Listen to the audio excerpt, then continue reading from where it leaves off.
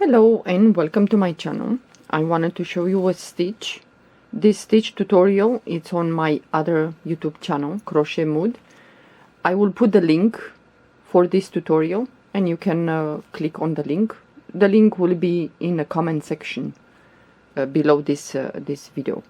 If some of you like this stitch for a blanket, for a hat, leg warmers, whatever you choose to do with this stitch. This is the front of the work. It's quite easy and goes really fast. This one is fast, and this is the back of the work, so the stitch is not reversible.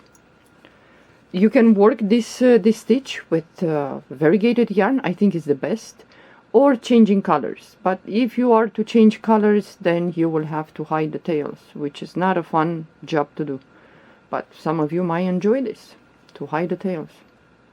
But it's quite nice, this stitch with variegated yarn. Yes, this stitch might take some yarn, not might, it will take a lot of yarn. So if you have scrap yarn, you want to get rid of yarn, use this stitch. Just make sure that the scrap yarn that you're gonna use is the same size yarn. Yeah. But this goes really fast. You can do a headband, you can do leg warmers, you can do a blanket, a hat. So many things you can do. An afghan. But in the tutorial I showed you the difference between working with a single crochet and a double crochet at the end. For those of you that you want to put, for example, you do a blanket and you want to attach a border.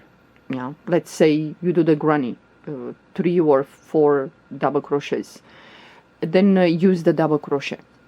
Yeah, so you'll have these spaces at the end in which you can put, in each empty space you can put 4 double crochet in each, yeah, or 5 double crochet, depends on the yarn size. But this stitch, it's so easy for you guys, the beginners, goes really fast. So if you want to give a try to this stitch, click on the link below this video in the comment section. I will pin the link and have fun with this. Goes really fast. I have a tutorial with this stitch, but I did a small modification, yeah, so that the spaces between the puffs, it's a little bit bigger. With the tutorial that I have on this channel on Naughty Crochet, the puffs are quite close to each other, so if you want some space in between, then use this tutorial. Yeah, click on the link below. Well, I hope you will like to work with this stitch and give it a try. Thank you for watching. Bye bye.